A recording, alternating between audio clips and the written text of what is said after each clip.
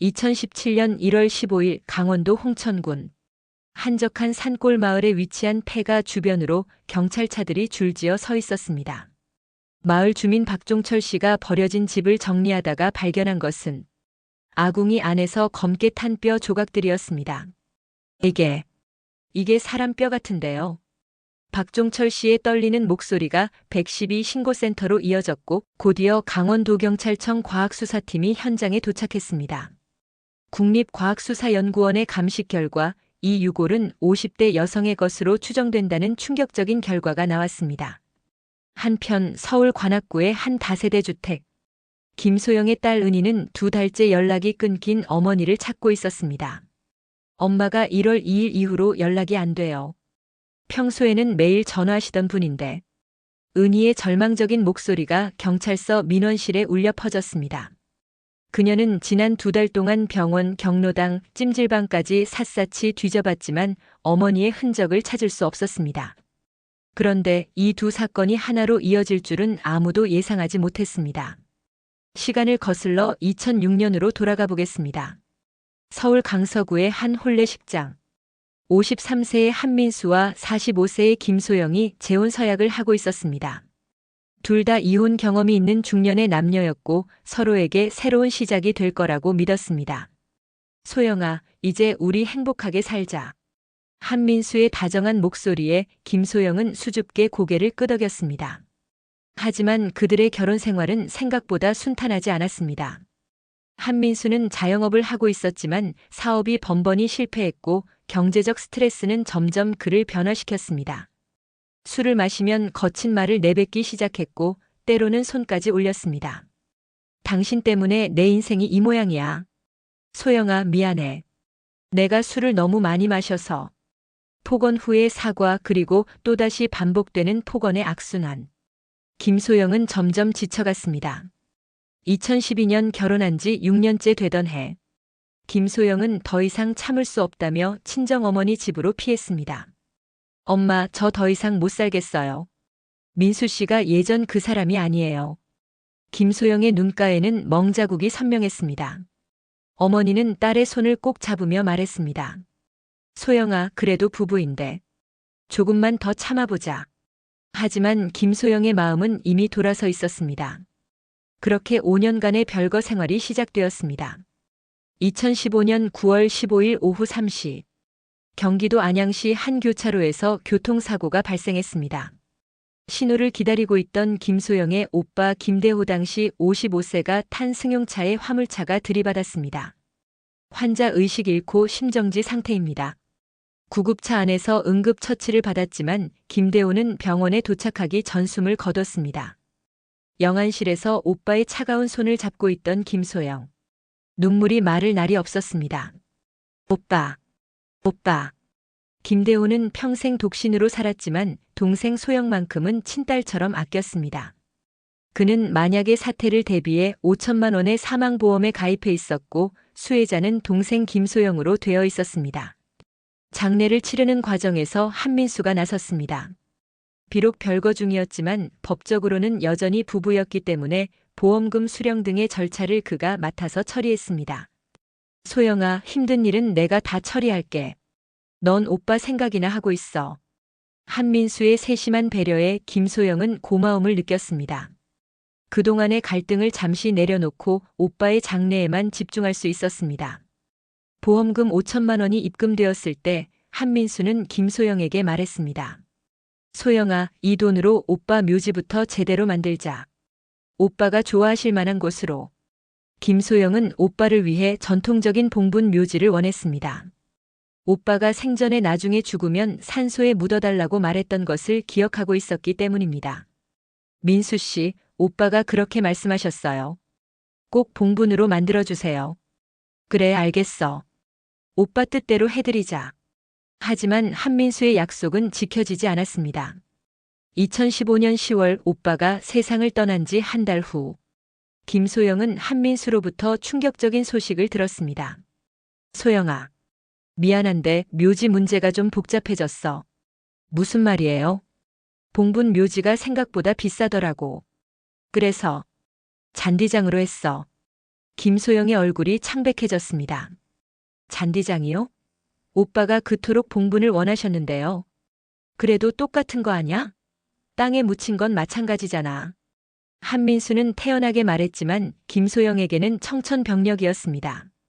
오빠의 마지막 유언마저 지켜지지 않았다는 사실이 견딜 수 없었습니다. 며칠 후 김소영은 우연히 더 충격적인 사실을 알게 되었습니다. 오빠의 보험금 5천만 원 중 상당 부분이 이미 사용되었다는 것입니다. 민수 씨, 보험금이 왜 이렇게 줄어 있어요? 아, 그게 묘지 비용이랑 장례 비용이 많이 들어서. 하지만 김소영이 직접 확인해 본 결과 잔디장 비용은 500만 원도 되지 않았습니다. 나머지 4천만 원 이상은 어디로 간 걸까요? 김소영은 한민수를 추궁했습니다. 돈이 어디 갔는지 정확히 말해주세요. 사업 자금이 급해서 잠깐 썼어. 나중에 갚을게. 한민수는 결국 보험금을 자신의 사업 자금으로 사용했다고 실토했습니다. 오빠의 죽음을 이용해 돈을 빼돌린 것입니다. 어떻게 그럴 수 있어요? 오빠 돈을. 나도 어쩔 수 없었어. 빚쟁이들이 매일 찾아와서.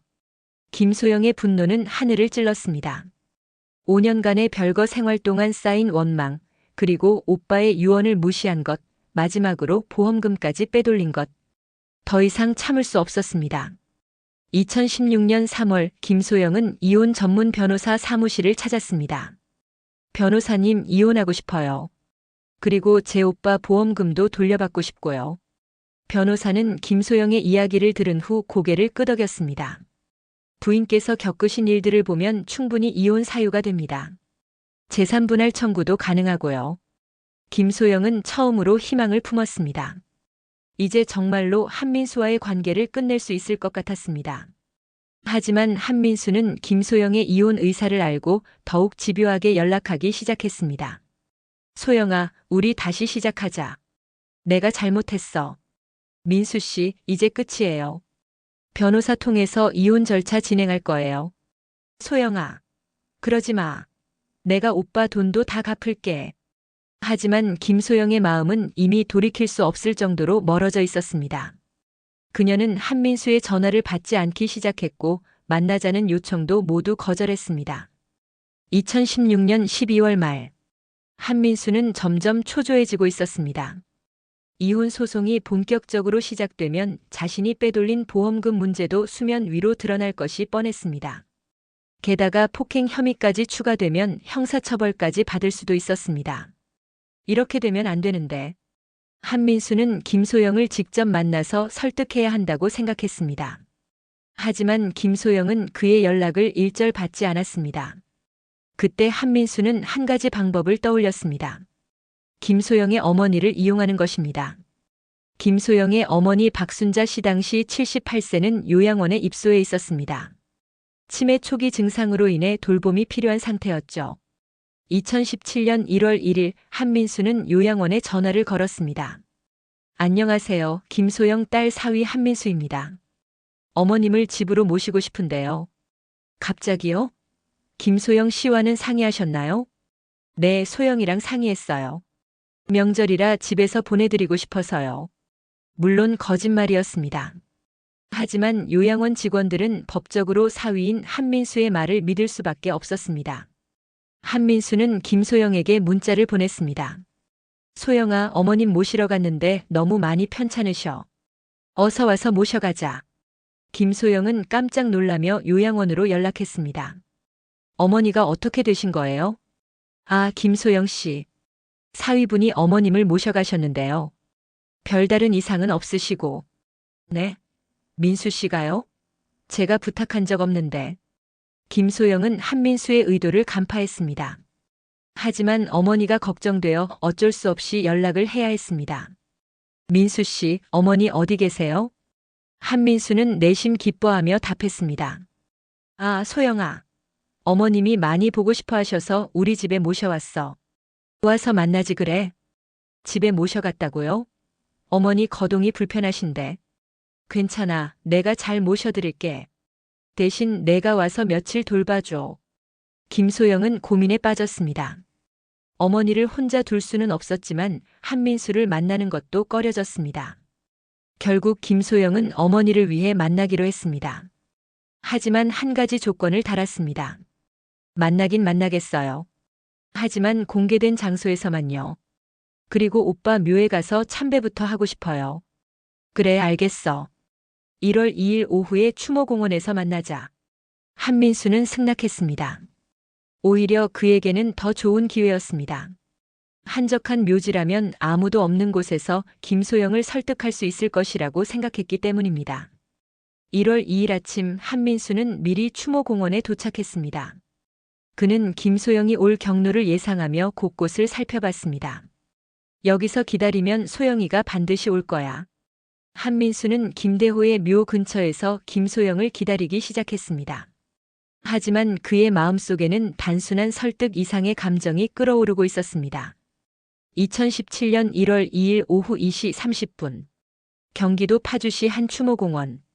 새해 첫 번째 월요일이라 평소보다 조용한 분위기였습니다. 김소영은 대중교통을 이용해 추모공원에 도착했습니다.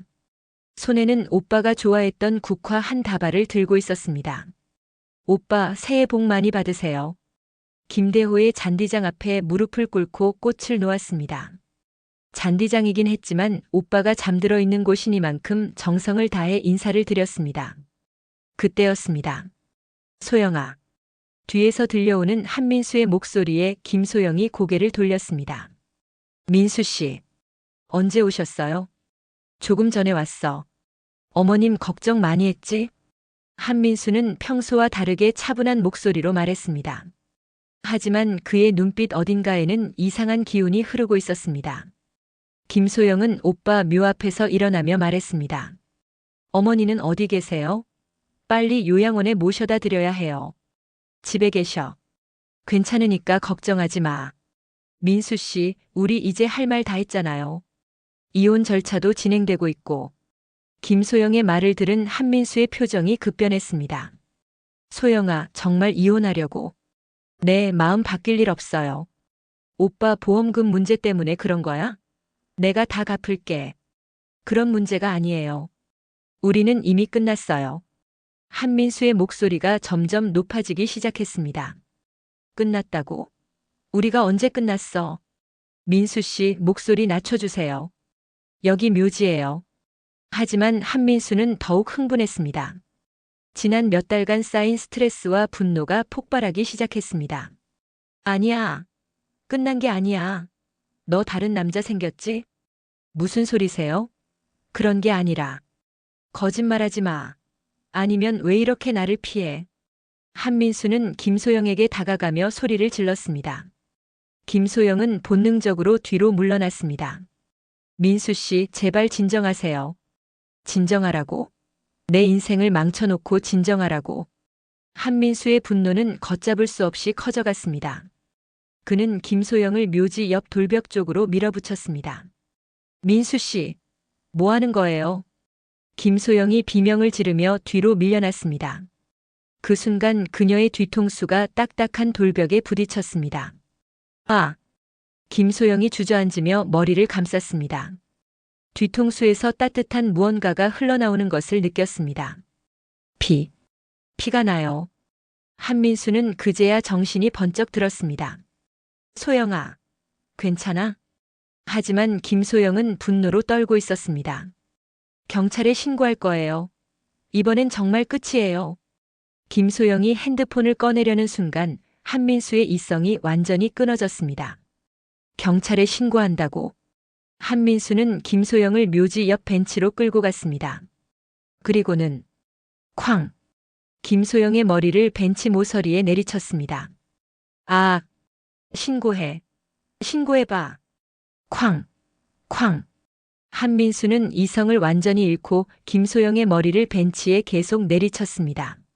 민수 씨, 그만. 제발. 김소영의 목소리가 점점 작아졌습니다. 쾅. 마지막 충격 후 김소영은 더 이상 움직이지 않았습니다.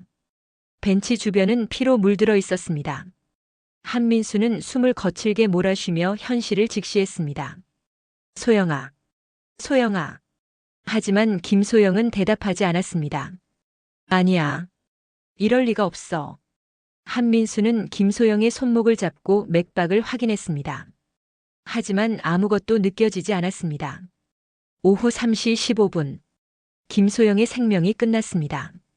추모공원은 다시 정적에 휩싸였고 오직 한민수의 거친 숨소리만이 울려 퍼지고 있었습니다. 오후 3시 30분. 한민수는 김소영의 시신 앞에서 넋을 잃고 앉아 있었습니다. 내가 뭘 한 거야? 하지만 후회할 시간은 없었습니다. 주변을 둘러보니 CCTV가 보였고 언제 누가 올지 몰랐습니다. 한민수는 재빨리 김소영의 시신을 자신의 승용차 트렁크에 옮겼습니다. 다행히 추모공원이 한적해서 아무도 보지 못했습니다. 벤치 주변의 핏자국들을 휴지로 대충 닦아낸 후 한민수는 차를 몰고 추모공원을 떠났습니다. 운전을 하면서도 머릿속이 복잡했습니다. 어떻게 하지? 어떻게 해야 하지? 그때 한민수는 며칠 전에 우연히 본 홍천의 폐가를 떠올렸습니다. 작년에 지인 집을 방문했다가 돌아오는 길에 본 버려진 집이었습니다. 사람의 발길이 닿지 않는 깊숙한 곳에 있던 거기다. 한민수는 차를 홍천 방향으로 몰았습니다. 겨울이라 해가 빨리 지고 있었습니다. 오후 5시. 홍천의 폐가에 도착했습니다. 예상대로 주변에는 아무도 없었습니다. 한민수는 트렁크에서 김소영의 시신을 꺼내 폐가 안으로 옮겼습니다. 집 안에는 오래된 아궁이가 있었습니다. 여기서 한민수는 잠시 주변 마트에 다녀왔습니다. 등유 20리터와 일회용 고무장갑, 라이터를 구입했습니다. 어서 오세요. 뭘 찾으세요? 등유 좀 주세요.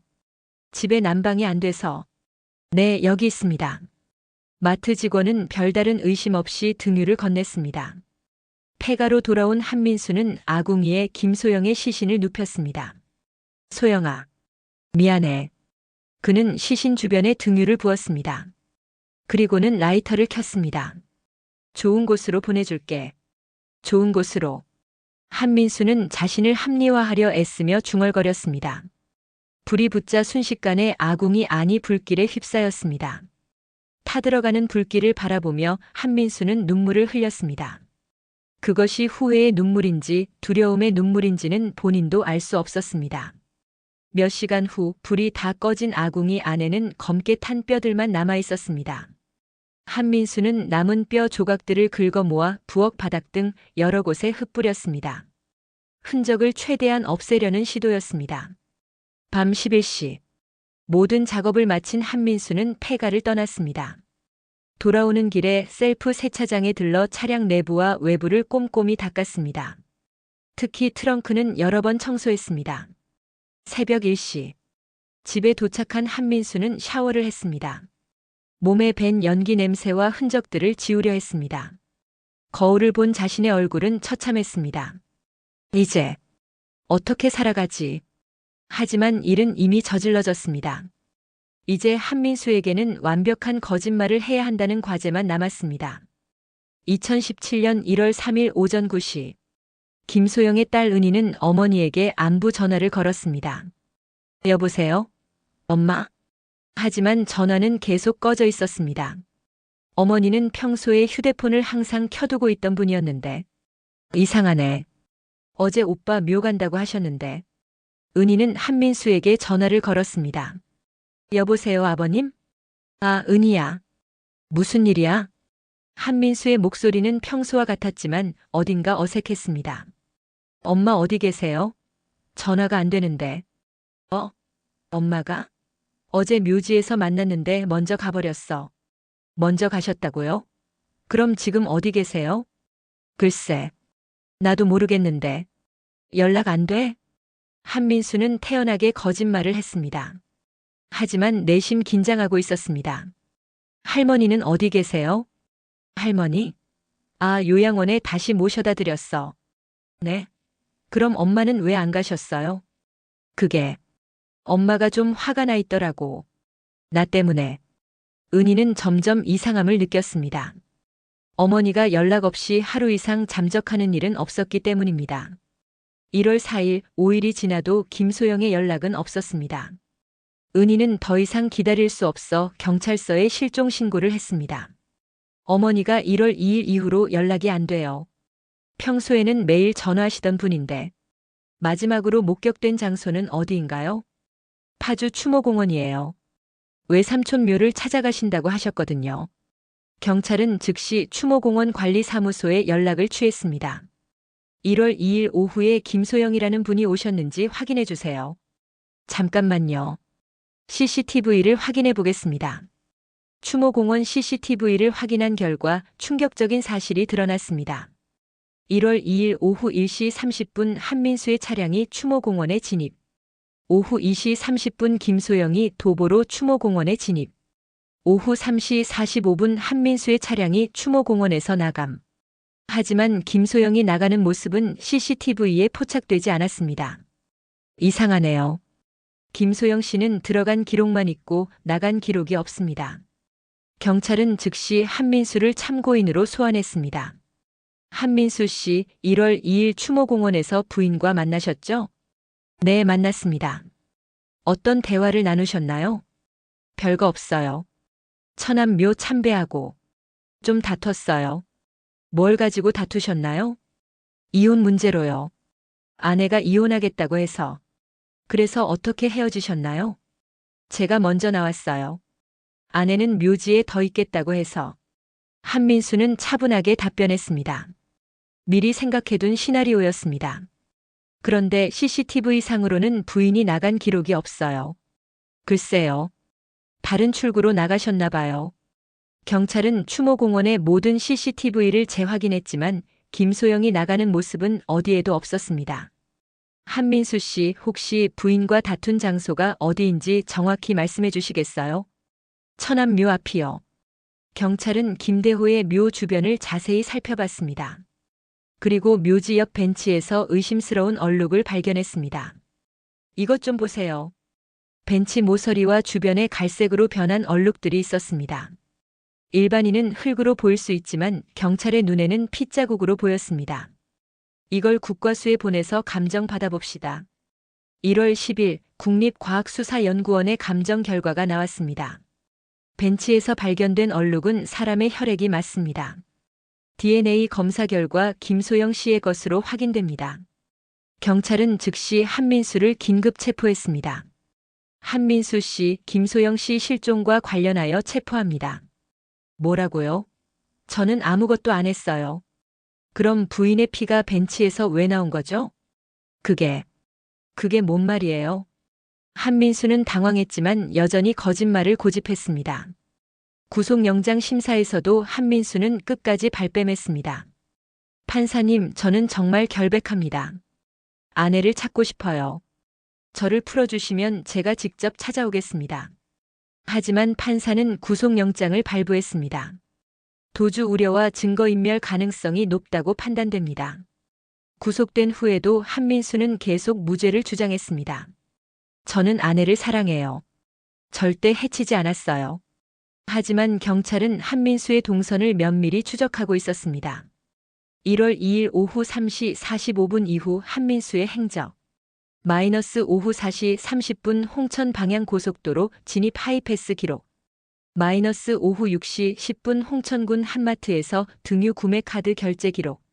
밤 11시 20분 홍천 셀프 세차장 이용 카드 결제 기록. 경찰은 한민수가 등유를 구매한 마트를 찾아갔습니다. 1월 2일 오후에 등유를 구매한 고객 기억나세요? 아, 그분이요? 중년 남성분이셨는데 난방 때문에 급하다고 하시더라고요. 다른 특이한 점은 없었나요? 글쎄요. 좀 초조해 보이긴 했어요. 자꾸 시계를 보시더라고. CCTV를 확인한 결과 등유를 구매한 사람은 분명히 한민수였습니다. 등유를 왜 구매했는지 설명해 주세요. 집이 추워서요. 그런데 당신 집은 도시가스 난방 아닌가요? 한민수는 말문이 막혔습니다. 경찰은 홍천 지역의 폐가들을 하나하나 수색하기 시작했습니다. 그리고 마침내 2017년 1월 15일 오전 10시 홍천군 산간 지역의 한 폐가. 여기서 뭔가 탄 냄새가 나는데요. 경찰 수색팀이 폐가의 아궁이를 살펴보던 중 이상한 점을 발견했습니다.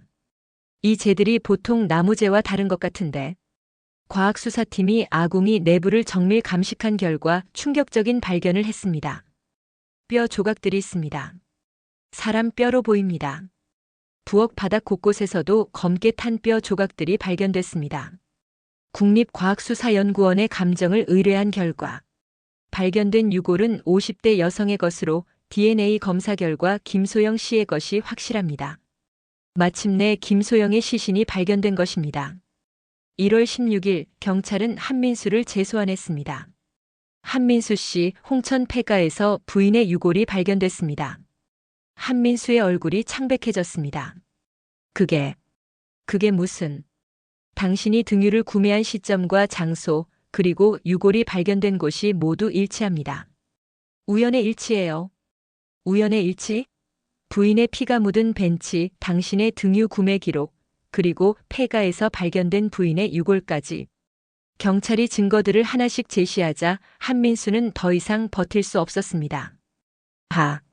하지만 저는 죽일 생각이 없었어요. 드디어 한민수가 범행을 시인하기 시작했습니다. 처음엔 그냥 설득하려고 했어요. 이혼하지 말자고. 그런데 소영이가 경찰에 신고하겠다고 해서. 그래서 살해한 거군요? 아니에요. 순간적으로 화가 나서. 정신을 잃고. 시신을 불태운 이유는 뭡니까? 그게 소영이를 좋은 곳으로 보내주려고. 좋은 곳으로? 네. 가부좌를 틀고 앉혀서 화장해드린 거예요. 수사관들은 허탈한 표정을 지었습니다. 그게 좋은 곳으로 보내드리는 거라고 생각하세요? 한민수는 더 이상 말할 수 없었습니다. 추가 조사 결과 한민수의 범행 동기가 더욱 명확해졌습니다. 마이너스 이혼 시 김소영의 오빠 보험금 4천만 원을 돌려줘야 하는 상황. 마이너스 폭행 혐의로 형사처벌 가능성. 마이너스 재산 분할로 인한 경제적 타격 우려. 검찰은 한민수를 살인, 사체 손괴, 증거인멸 등의 혐의로 기소했습니다. 2017년 6월 1심 재판이 시작됐습니다. 피고인 한민수는 별거 중인 처 김소영을 2017년 1월 2일 파주시 추모공원에서 살해하고 재판부는 한민수의 범행을 다음과 같이 판단했습니다. 피고인이 피해자의 머리를 벤치 모서리에 수에 내리친 행위는 충분한 살인의 고의가 인정되며 우발적 범행이라는 주장은 받아들이기 어렵다. 또한 시신을 불태운 행위는 종교적 의식이나 장래 목적이 아닌 범행을 은폐하려는 명백한 의도로 판단된다. 변호인은 우발적 범행이며 시신 화장은 피해자를 극락으로 보내려는 종교적 행위라고 주장했습니다. 하지만 재판부는 이를 받아들이지 않았습니다. 피고인의 진술은 앞뒤가 맞지 않으며 범행 후의 행동들을 보면 치밀한 증거인멸 시도가 명확하다. 특히 피고인이 재판 과정에서 고의로 출석하지 않고 진술을 거부하여 재판을 지연시키려 한 점도 정상 참작이 어렵다. 1심 판결 징역 20년, 전자발찌 부착 20년. 한민수는 즉시 항소했습니다. 재판장님, 저는 정말 죽일 생각이 없었습니다. 순간적으로 화가 나서. 하지만 항소심 재판부도 1심과 같은 판단을 내렸습니다. 피고인의 행위는 우발적 범행의 범위를 넘어선 계획적 살인으로 판단되며 특히 사후 은폐 과정에서 보인 냉정함은 일반적인 우발적 범행과는 거리가 멀다. 2018년 2월 항소심 판결 항소 기각. 한민수는 대법원에 상고했지만 2018년 8월 상고가 기각되면서 징역 20년이 확정됐습니다. 2025년 현재 한민수는 경북 안동교도소에서 복역 중입니다. 모범수로 분류되어 있지만 가석방은 2030년 이후에나 가능할 전망입니다. 김소영의 딸 은희는 어머니의 죽음 이후 깊은 상처를 안고 살아가고 있습니다. 그녀는 어머니를 위한 추모 사업을 하며 가정폭력 피해 여성들을 돕는 단체에서 활동하고 있습니다. 엄마가 그토록 원하셨던 오빠의 봉분 묘지를 결국 만들어드렸어요. 엄마도 오빠 옆에 모셨고요. 은희는 매년 1월 2일이면 어머니와 외삼촌의 묘를 찾아 참배합니다. 이 사건은 단순한 부부 갈등이 어떻게 돌이킬 수 없는 비극으로 이어질 수 있는지를 보여주는 충격적인 사례로 남았습니다. 가정폭력과 경제적 갈등, 그리고 분노 조절 실패가 만들어낸 끔찍한 결과였습니다. 김소영 씨는 오빠와 함께 평화로운 곳에서 영원히 쉬고 있습니다. 그리고 그녀의 딸 은희는 어머니의 뜻을 이어받아 다른 여성들이 같은 비극을 겪지 않도록 노력하고 있습니다. 한민수의 좋은 곳으로 보내주려고 했다는 말은 결국 자신을 합리화하려는 궤변에 불과했습니다. 진정으로 김소영을 좋은 곳으로 보내준 것은 딸 은희의 사랑과 정성이었습니다. 이 사건을 통해 우리는 가정폭력의 심각성과 분노 조절의 중요성을 다시 한번 되새기게 됩니다. 그리고 진정한 사랑이 무엇인지, 책임감 있는 어른의 모습이 무엇인지를 생각해 보게 됩니다. 진실은 아궁이의 재 속에서도 드러난다. 거짓말은 결국 무너지고 사랑하는 사람들의 기억 속에서 진실이 영원히 살아간다.